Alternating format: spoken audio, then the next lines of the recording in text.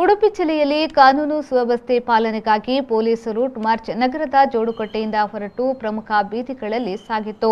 90 ಕ್ಷಿಪ್ರ ಕಾರ್ಯಾಚರಣೆ ಪಡೆಯ ಸಿಬ್ಬಂದಿ ಮತ್ತು 200ಕ್ಕೂ ಅಧಿಕ ಜಲ ಪೊಲೀಸ್ ಸಿಬ್ಬಂದಿಗಳಿಂದ ಪಥಸಂಚಲನ. ಶಿವಮೊಗ್ಗ ಗಲಭೆಯ ಹಿನ್ನೆಲೆಯಲ್ಲಿ ಕರಾವಳಿಯ ಜಿಲ್ಲೆಗಳಲ್ಲಿ ಪೊಲೀಸ್ ಇಲಾಖೆ ಜಾಗೃತಿಯನ್ನ ಮೂಡಿಸಲಾಯಿತು. ಜನರಿಗೆ ಧೈರ್ಯ ಮೂಡಿಸುವ ಉದ್ದೇಶದಿಂದ ಪೊಲೀಸರಿಂದ ಮಾರ್ಚ್ ಪಾಸ್ಟ್ ನಡೆಸಿದ್ರು. ತೀವ್ರವಾದಿ ಮತೀಯ ಸಂಘಟನೆಗಳಿಗೆ ಪೊಲೀಸ್ ವರಿಷ್ಠಾಧಿಕಾರಿ ವಿಷ್ಣುವರ್ಧನ್ ಎಚ್ಚರಿಕೆಯನ್ನ ನೀಡಿದ್ದಾರೆ. ಯಾವುದೇ ರೀತಿಯ ಸವಾಲುಗಳನ್ನು ಎದುರಿಸಲು ಪೊಲೀಸ್ ಇಲಾಖೆ ಸಿದ್ಧವಾಗಿದೆ. ಕಾನೂನು ಸುವ್ಯವಸ್ಥೆಗಳ ಬಗ್ಗೆ ಜನರಿಗೆ ಆತಂಕ ಬೇಡ ಎಂದು ಹೇಳಿದರು. ಉಡುಪಿ ನಗರದಲ್ಲಿ ನಾವು ರೂಟ್ ಮಾರ್ಚ್ ಹಮ್ಮಿಕೊಂಡಿದ್ದೀವಿ.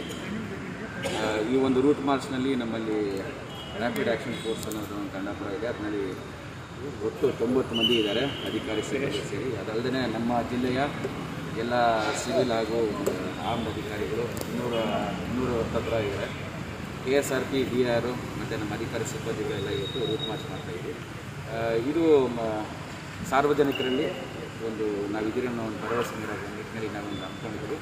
ಅದಲ್ಲದೆ ಇದು ಯಾರು ಸಮಾಜದಲ್ಲಿ ಶಾಂತಿನ ಕೆಡೋದಕ್ಕೆ ಪ್ರಯತ್ನ ಮಾಡ್ತಾರೆ ಅವ್ರಿಗೂ ಸಹ ಇದೊಂದು ಸಂದೇಶ.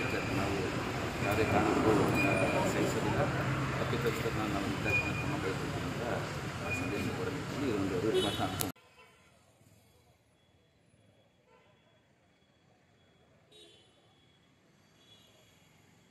Srikanth Hemmadi, V4 news, Kundapura.